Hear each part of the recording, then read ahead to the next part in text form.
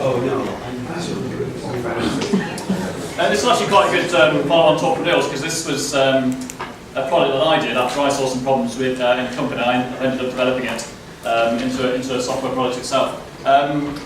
What am I going to talk about? I'm going to talk about a software product that I've written called the Globally Accessible Data Store, or GADS. And why am I going to talk about it to you? Firstly, I thought you might be interested in that this is actually a startup using Perl, and they seem to be fairly rare. And also, it might be an application that you want to use and get involved in. It's all open source, it's all on GitHub. I might change the name, I don't particularly like the name, so, but if I do, obviously I'll document that. Again, I'm not going to talk about any technical stuff. All I'm going to do is show you what the application does, and then maybe you'll go away from this and think, actually, that would be really useful. Go and download it, so not to create it, because I'm keen to sort of get other people involved. The code will not make your eyes bleed.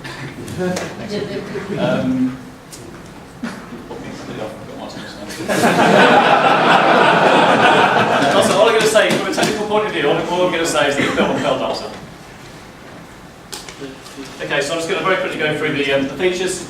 It's basically a replacement for spreadsheets, where people are using spreadsheets, or abusing spreadsheets, shall I say. So it's a web-based data management tool. In a very simple format, it's got a nice table view for storing data. I can use views on that, I can create a view, I can say which columns I want to appear, and I can set up really complicated filters to say how I want that data to appear. I can show that data in different formats. This data here I've just made up based on some of the talks from today. I can show that on a timeline. Let's hope the talks don't actually last that long. I can show that. I can show that on a graph. This is just some very simple examples, and I can show it in a calendar. I can also open the individual records to see the full data for each one, and I can also see its history. So every time it changes, it appears as a new version of the history there. So it records all the history of those records. You've rebuilt ACT. Say again? You've rebuilt ACT. I thought somebody might do something like that. You can edit the data as such,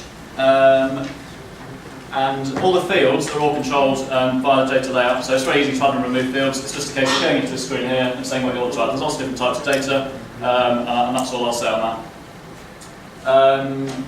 In fact, one of the key things about this is that there's lots of ways of controlling permission. So what you do is you assign users to groups. You say what level of access you want them to have on each of those different fields, so it can be different for each groups, and then you apply the groups to a field. And actually you can set read access, you can set write access, so some people might not even know some of the data exists, some people might only see some fields, whereas other people might only have write access to others. It's completely flexible. And actually what you can also do is set some fields to require approval. So you can say, actually, I want somebody to be able to write to this field, but I want somebody else to review it. And you'll see there's an approval menu at the top. So you could have some users configured to only be able to review fields, some users only be able to write to them, and some only be able to read to it. So it's really flexible from that point of view. And the final thing, I mean, there's lots of other features which I won't talk about because I haven't got very much time. And the final thing I've got is that you can set alerts. The way that alerts work, I talked about filters and views. You can set up a view and as many views as you want to show what data. That's showing all my data at the moment. You can have a view to set up only maybe one column or one row. And you can set up an alert on that view so that if that changes, just create a view in order to do that. So I can set up a view with all those records in.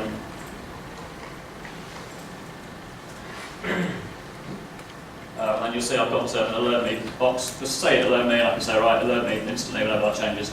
And that will alert when any of those records change. So again, you can make that really, really granular.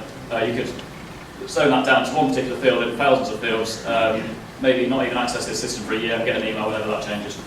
And then the final thing that I will mention on the types of data, I was going to put an example in, but I haven't. You can do calculated fields and red, amber, green fields. The red, amber, green are quite useful. That's just the status indicators based on other columns. It's all done in Perl code, so nice and easy if you know that, not so easy if you don't. And then you can also have calculated fields, which is just textual output depending on other fields. So you can, for example, concatenate fields together, do calculations, and so forth. And that is it in a nutshell, really. Like I say, by all means, have a look at it. So I'll get a look at that address.